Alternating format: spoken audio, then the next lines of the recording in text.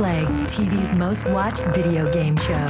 Today on X-Play, we review Universe at War, Earth Assault, and see if this RTS delivers the goods. Then, we get an inside look at what a video game level designer does and how you can join their ranks. It will work for games. And we go hands-on with Sins of a Solar Empire. The whole galaxy is ripe for the picking. Get ready, it's game time.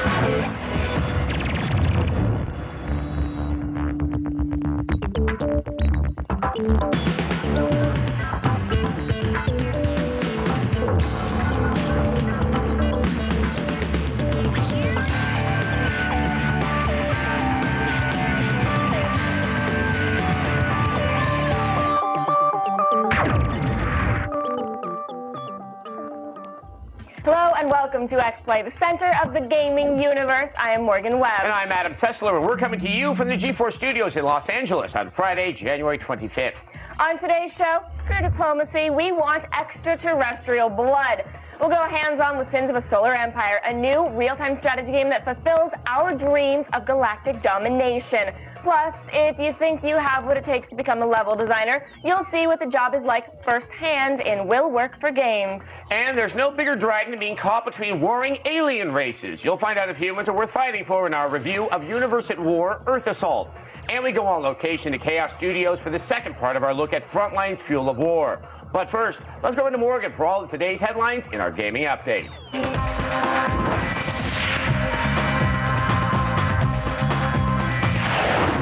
Thanks, Adam. Harmonix has announced that Rock Band instruments will soon be available for individual purchase.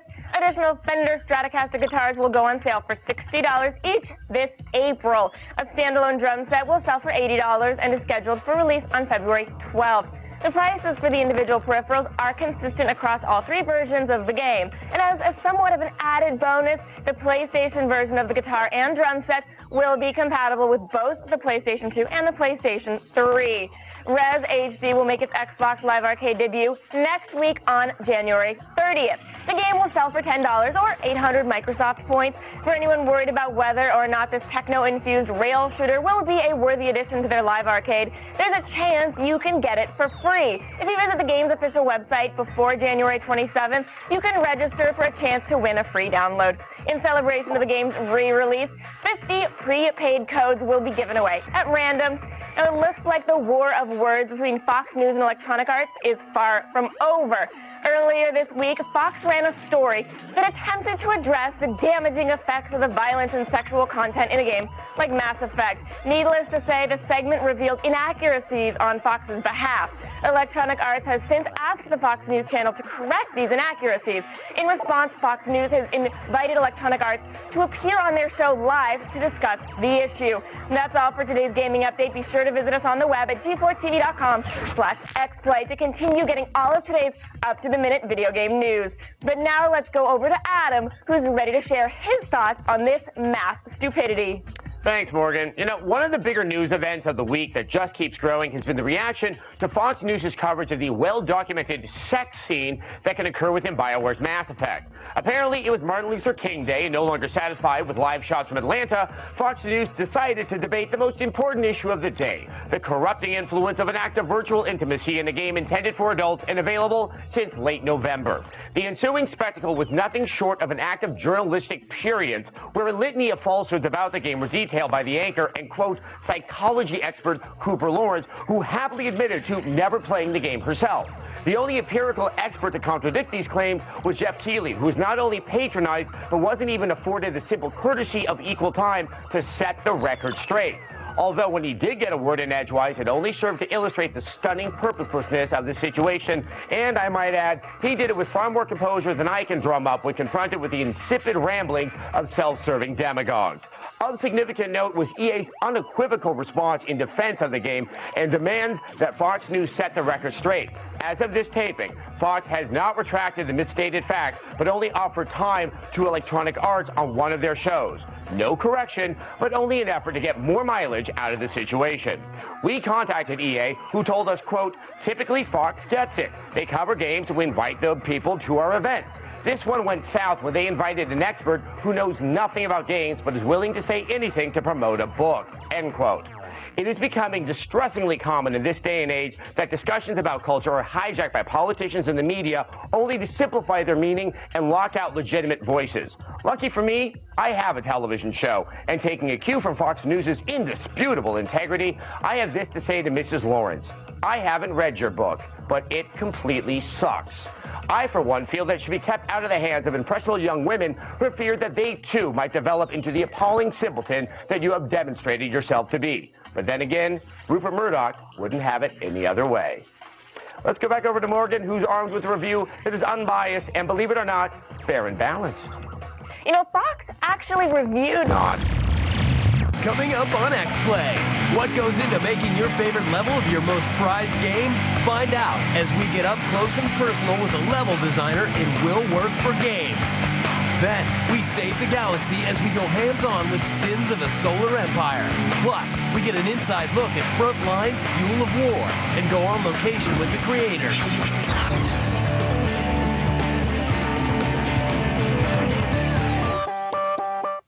They're lifelock.com.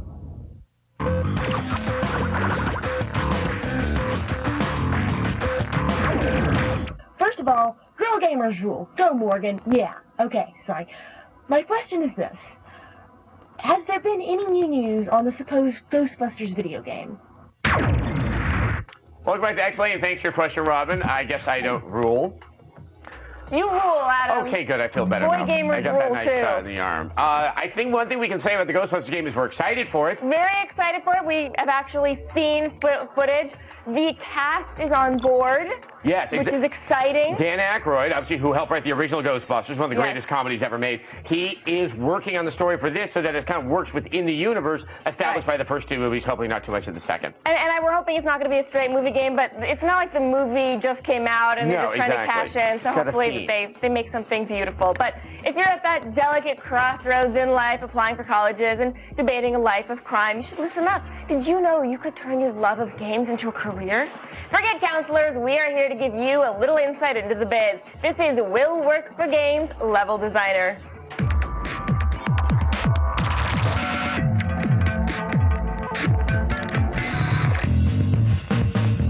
Today, we're going to explore the wonderful world of gaming through the eyes of a level designer.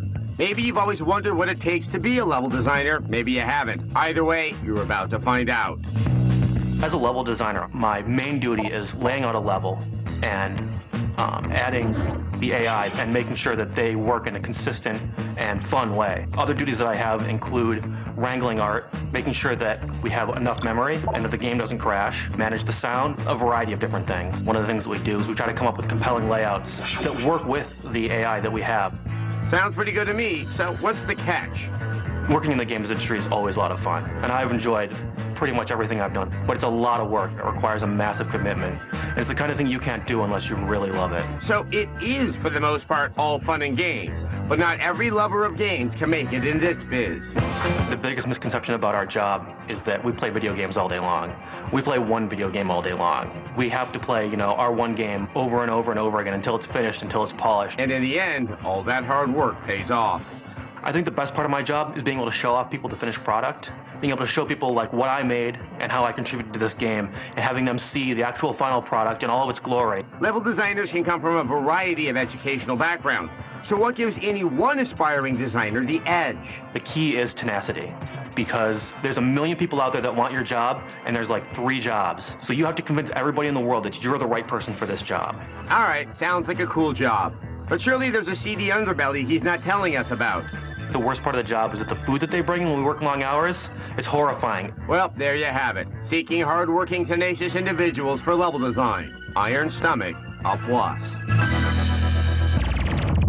All right, still to come on X-Play, we go hands-on with the new RTS, Sins of Solar Empire. And then we go on location with Chaos Studios and Frontline's Fuel of War. But first, let's take a look at today's leaderboard for Madden 08.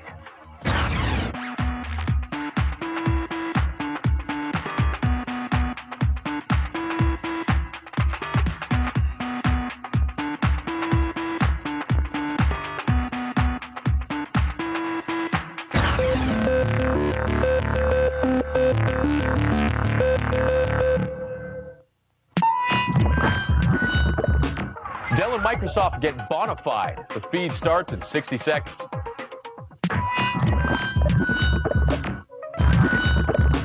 Hey guys, I'm Joel Gordine. Dell and Microsoft unveiled their partnership with the AIDS in Africa Relief Project with music superstar Bono. The XPS M1530, M1330, and XPS One machines are all going red, and Microsoft's kicking in a special product red-themed edition of Vista Ultimate. So, feel good about your purchase when a donation of $50 to $80 goes to Project Red. Products are on sale now.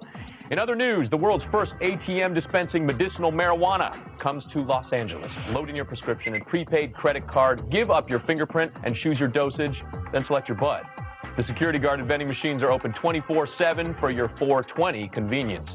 Get more of the news you need at g4tv.com/thefeed. I'm Joel Gordine. You've just been fed. Advanced Wars.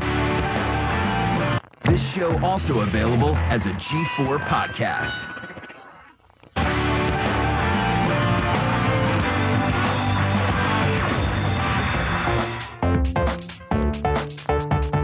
Welcome back to X-Play. On yesterday's show, we shipped out to Chaos Studios to check out the game mechanics and Frontlines Fuel of War.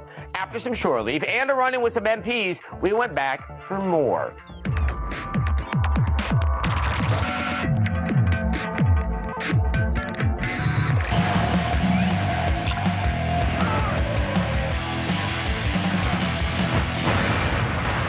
Sure, so Frontlines is an infantry and vehicle-based first-person shooter set 20 years in the future amidst a global energy crisis.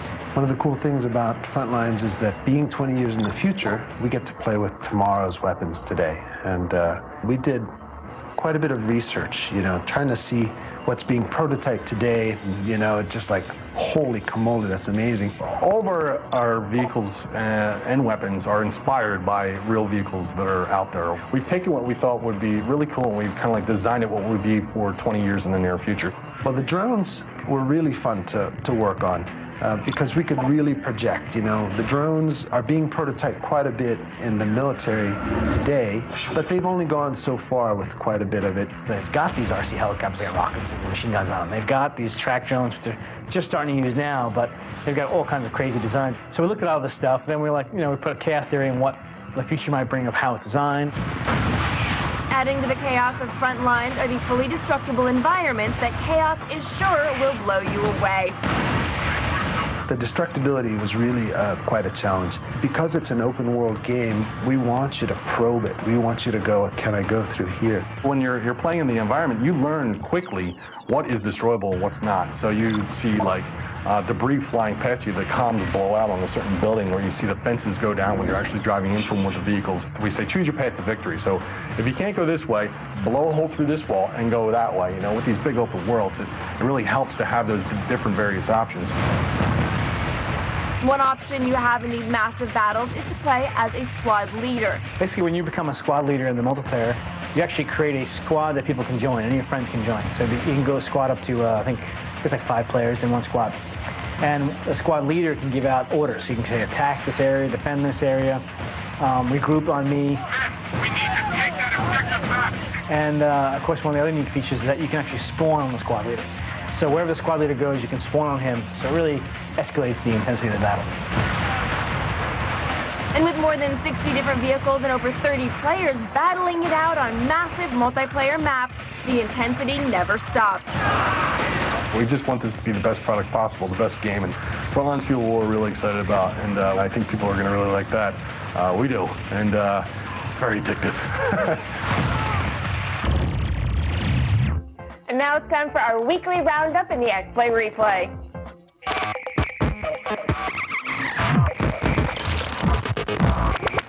This week, we reviewed NFL Tour and penalized this footballer, which only put 2 points on the board. Burnout Paradise features some nice arcade-style controls in a lush open world. It crosses the finish line with a 4. In No More Heroes, we meet Travis Touchdown, who kills assassins and plays with Cat. This unique, stylish game should not be missed. It took home 5 out of 5. Pirates of the Burning Sea finally delivered the pirate MMO you landlubbers have been waiting for. This engrossing naval world takes home a 4-star booty. And finally, in today's show, we saw Universe at War Earth Assault. It's got aliens that hate us and aliens that like us. What more could you want? This RTS received an impressive 4 out of 5. And that is all that we've got for you today, but be sure to tune in next week. X-Play will be back with all new episodes every weeknight at 8 p.m.